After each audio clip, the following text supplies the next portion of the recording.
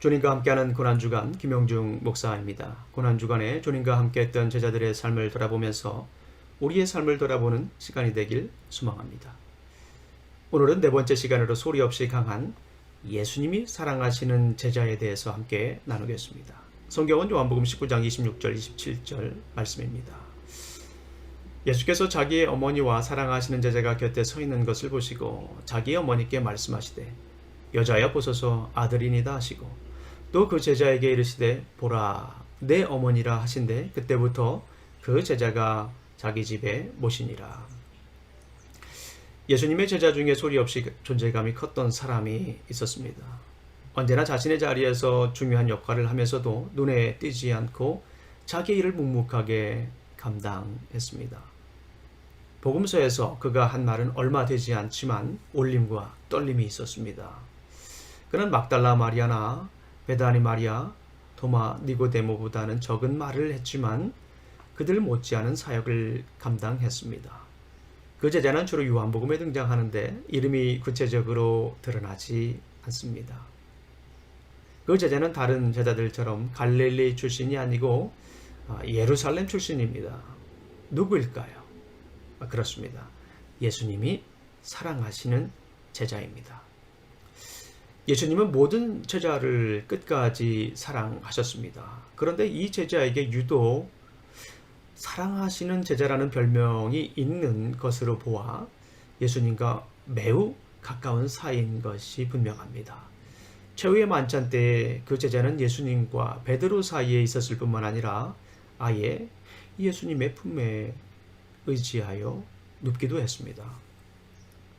예수님의 마음을 가장 잘 헤아리는 제자일 수도 있고요. 어쩌면 그 만찬을 준비한 사람일 수도 있습니다. 그 제자는 예수님이 안나스에 끌려갔을 때도 함께했고 십자가에서 돌아가실 때도 그 자리에 있었습니다.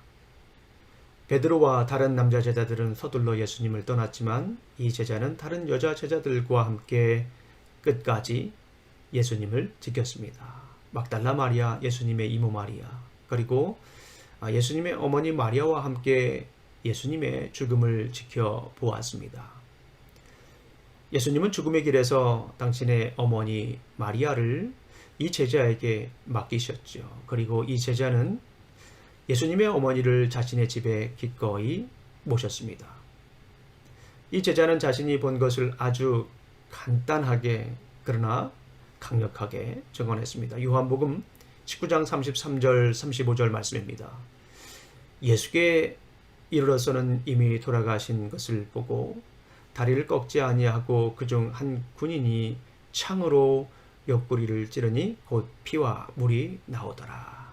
이를 본 자가 증언하였으니 그 증언이 참이라. 그가 자기의 말하는 것이 참인 줄 알고 너희로 믿게 하려 함이니라. 예수님이 사랑하시는 제자는 자신에 대해서는 말을 아꼈지만 그가 본 예수님의 죽음에 대해서는 분명하게 증언했습니다. 이는 십자가에 예수님은 스가랴 선지자의 예언대로 돌아가셨다는 강력한 증언이지요. 자신 앞에 펼쳐진 예수님의 십자가 처형은 사회의 악에 대한 심판이 아닌 창조전부터 계획된 하나님의 장엄한 구원의 선포였습니다. 이처럼 예수님이 사랑하신 제자는 눈에 띄지 않았지만 예수님이 믿을 수 있는 제자였습니다. 그리고 예수님의 십자가 죽음의 진의를 묵묵히 전하는 증인이었습니다. 그는 소리 없이 강한 제자였습니다. 우리 사랑하는 성도님들, 어떤 제자입니까? 누구의 증인으로 살아가고 있습니까? 무엇을 증언하고 있습니까? 혹 예수님의 증인이 되기보다는 자신의 인생의 증인으로 살고 있지는 않습니까? 고난주간에 예수님이 사랑하셨던 제자를 묵상하며 그 길을 따라가기를 소망합니다. 눈에 띄지는 않았지만 묵묵히 주님을 따랐던 제자, 그래서 예수님이 자신의 어머니를 맡길 만큼 신뢰했던 제자의 길을 우리도 묵묵히 따라가길 소망합니다. 그리고 예수님이 사랑하셨던 제자처럼 끝까지 주님의 증인으로 살아가길 소망합니다. 기도하시겠습니다. 하나님 아버지 감사합니다. 오늘도 귀한 말씀을 주셨습니다. 예수님이 사랑하시는 제자처럼 묵묵히 주님의 일을 감당하며 살아가기를 간절히 소망합니다. 예수님이 사랑하셨던 제자처럼 묵묵히 끝까지 주님의 말씀을 증언할 수 있도록, 주님의 증인이 될 수 있도록 도와주시옵소서. 예수님 이름으로 기도합니다. 아멘.